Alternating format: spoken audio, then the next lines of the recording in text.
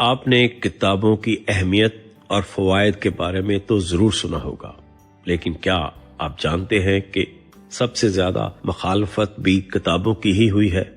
کئی کتابیں ایسی رہی ہیں جنہیں طاقتور طبقے کے لیے خطرہ سمجھ کر بین کر دیا گیا۔ آخر کیوں؟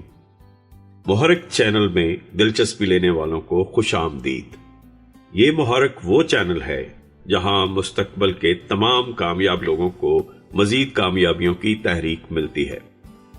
کتابیں انقلاب برپا کر سکتی ہیں، اس لیے حکمران اور مذہبی اجارہ دار ان پر پابندی لگاتے رہے ہیں۔ والٹیئر اور روسو کی تحریروں نے فرانسیسی بادشاہت کو گرایا تو کہیں ممنوع الفاظ کو مٹانے کی کوشش کی گئی، حتیٰ کہ چرچ نے بھی ایک دور میں بائبل کے عوامی ترجمے پر پابندی لگانے کی کوشش کی۔ آج ہم ایسی 10 کتابوں پر نظر ڈالیں گے جنہیں پڑھنا خطرناک سمجھا گیا اور جن پر مختلف ادوار میں پابندی لگا دی گئی۔ Number 1، animal form by George Orwell. یہ 1945 میں چھپی تھی۔ جارج آرویل کے اینیمل فارم پر بہت سے ممالک اور تعلیمی اداروں میں مختلف وجوہات کی بنا پر پابندی لگا دی گئی تھی۔ کتاب پر پابندی کی چند وجوہات یہ تھیں کہ اینیمل فارم ایک سیاسی تمثیل تھی جس میں اسٹالن کے دور حکومت میں سوویت یونین کی مطلق العنانیت اور بدعنوانی پر تنقید کی گئی تھی۔ کچھ حکومتوں اور اداروں نے، خاص طور پر کمیونسٹ یا سوشلسٹ نظریات کے حامل افراد نے اس کتاب پر پابندی لگا دی تھی کیونکہ وہ اسے اپنے سیاسی نظریات یا نظام کے لیے خطرہ سمجھتے تھے۔ اس کے علاوہ کچھ لوگوں نے کتاب میں جنسی مواد اور حوالہ جات پر بھی اعتراض کیا تھا۔ خاص طور پر نپولین اور سکوائلر کے درمیان تعلقات کے حوالے سے اس میں بہت کچھ تھا۔ کتاب میں تشدد کے مناظر بھی شامل تھے، خاص طور پر ایک کسان مسٹر جونز پر تشدد اور اس کے اینیمل فارم کے جانوروں کی ہلاکت۔ کچھ لوگوں نے کتاب میں استعمال ہونے والی زبان کے ساتھ بھی مسئلہ اٹھایا تھا، خاص طور پر کچھ کرداروں کے جملے جسے وہ نوجوان قارئین کے لیے نامناسب سمجھتے تھے۔ ان اعتراضات کے باوجود اینیمل فارم طاقت، بدعنوانی اور پروپیگنڈے کے خطرات کے موضوعات کے لیے دنیا بھر میں بڑے پیمانے پر پڑھی گئی اور پڑھی جاتی ہے۔ اینیمل فارم کا شمار دنیا کی سب سے زیادہ بکنے والی کتابوں میں ہوتا ہے۔ Number 2، doctor Zhivago by Boris Pasternak. یہ 1957 میں چھپی تھی۔ بورس پاسٹرنیک کے نوبل انعام یافتہ ناول ڈاکٹر زیواگو کو ابتدا میں روس میں ہی شائع کرنے کی اجازت نہیں ملی تھی کیونکہ اس کی کہانی سوویت یونین کے انقلاب کے گرد گھومتی ہے۔ اس میں انقلابی دور کے نظریات کے تضادات اور کمزوریوں کو واضح کیا گیا ہے۔ اس وجہ سے اس کتاب کو ٹکڑوں کی صورت میں امریکہ میں شائع کیا گیا، جہاں بعد ازاں اسے ادب میں نوبل انعام دینے کا اعلان کیا گیا۔ نوبل انعام پر سوویت یونین کی حکومت نے شدید رد عمل دیتے ہوئے پاسٹرنیک کو انعام نہ لینے پر مجبور کرنے کی کوشش کی اور انہیں سوویت یونین کی مصنفین کی تنظیم سے بھی نکال دیا گیا، مگر گورباچوف کے دور میں بعد میں اس کتاب کو جزوی اشاعت کی اجازت مل گئی تھی۔ یہ کتاب آج بھی مشہور ہے اور پڑھی جاتی ہے۔ Number 3، Alice in Wonderland by Lewis Carroll, جو چھپی تھی 1865 میں۔ ایسی ہی ایک کتاب ایلس ان ونڈرلینڈ ہے۔ لیوس کیرول کا تحریر کردہ یہ ناول 1865 میں شائع ہوا، جس میں ایک لڑکی لیوس ایک خرگوش کا پیچھا کرتے ہوئے ایک چھوٹے سے سوراخ کے ذریعے ایک نئی حیران کن دنیا میں داخل ہو جاتی ہے، جہاں کی مخلوق اس کی اپنی دنیا سے مختلف ہوتی ہے۔ اس ناول کی خصوصیت یہ تھی کہ ایلس کے ایڈونچر سے نہ صرف بچے بلکہ بڑے بھی متاثر ہوئے، اور اس کے اچھوتے آئیڈیاز، کرداروں اور خیالی دنیا نے پاپولر ادب پر گہرے اثرات مرتب کیے۔ مگر کچھ عرصہ پہلے اس ناول کو چین میں صرف اس لیے بین کر دیا گیا کہ اس میں جانوروں کو بولتے دکھایا گیا تھا، جس سے انسان اور جانور ایک جیسے یا ایک لیول پر محسوس ہوتے تھے، اور دعویٰ کیا گیا کہ اس ناول سے چھوٹے بچوں کے ذہنوں پر برے اثرات پڑ سکتے ہیں۔ لیکن اس ناول کا قصور بھی یہی تھا کہ اس میں انسانوں کو سوچنے کی ترغیب دی گئی تھی۔ نمبر 4، यूलिसेस बाई जेम्स जॉयस 1922 में छपी थी।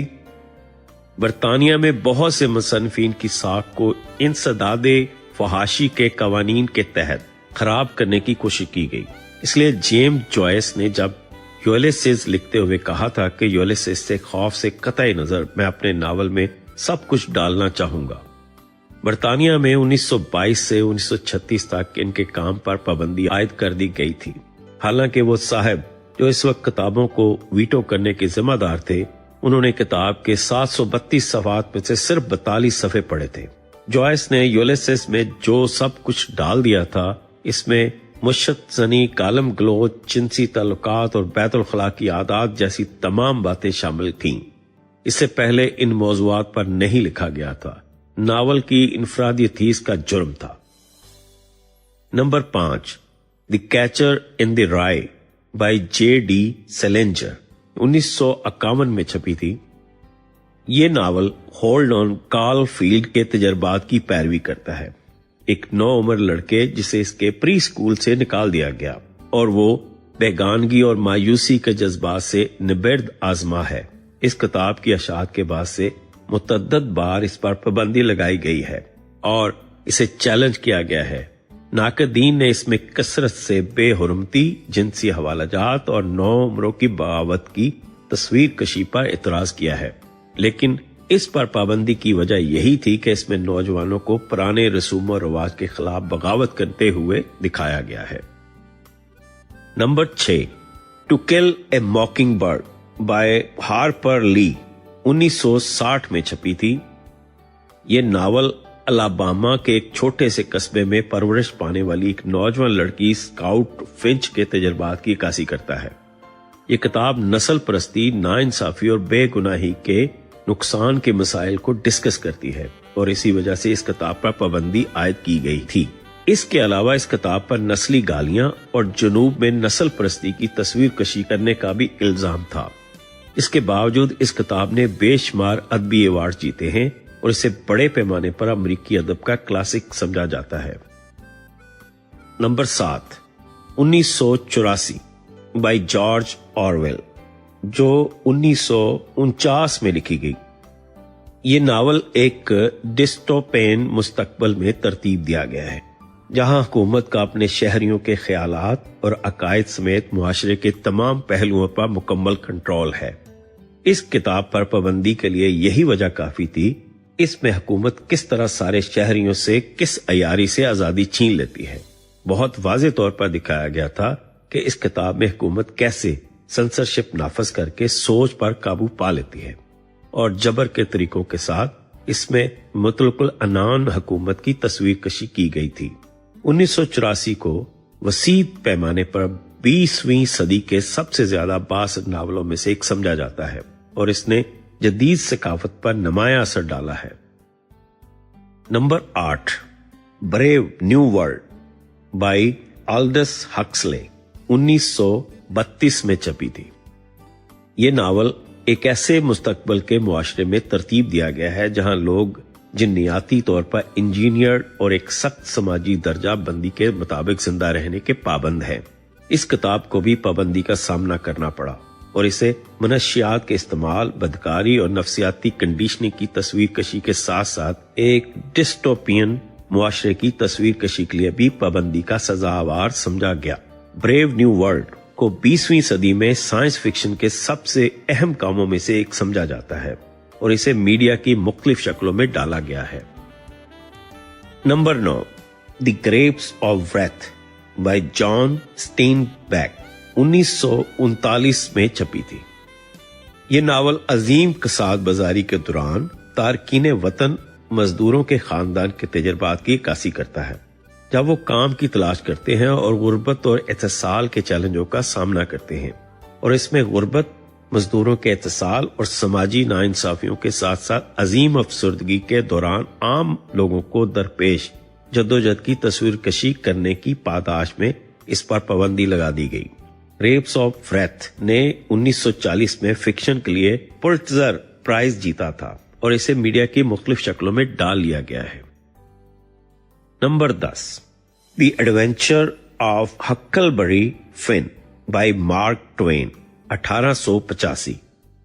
ये नावल 19वीं सदी के अमेरिका में रहने वाले एक नौजवान लड़के हक फन और इसके दोस्त जिम एक फरार शुदा गुलाम की मुहिम जोई को मौजू बनाया गया है। इस किताब पर इस वक्त की मुद्दत के दौरान अमरीकी मुआशरे में नस्ल कुशी और नस्ल परस्ती की तस्वीर कुशी के जुर्म में पाबंदी लगाई गई। इन पाबंदियों के बावजूद इस किताब को अमरीकी अदब का शाहकार तस्वर किया जाता है और कई स्कूलों और यूनिवर्सिटियों में पढ़ाया जाता है। तारीख गवाह है कि किताबों पर पाबंदी लगाई जा सकती है, मगर इनके ख्यालात को कैद नहीं किया जा सकता। जो अल्फाज ताकतवरों को खतरा महसूस हो, वही अल्फाज दुनिया बदलने की सलाहियत भी रखते हैं। किताबें सिर्फ अल्फाज का मजमुआ नहीं, बल्कि सोच को आजाद करने का जरिया है। यही वजह है कि ताकतवर तबका हमेशा इल्म पर अजारादारी कायम रखना चाहता है, मगर सवाल यह है कि क्या आप भी वही सोचेंगे जो आपको सोचने दिया जाए? सोच आजाद रखें, इल्म हासिल करें और खुद फैसला करें कि हकीकत क्या है। और मुहर्रिक चैनल का नारा याद रखें, आपकी कामयाबी तक हम हैं आपके साथ।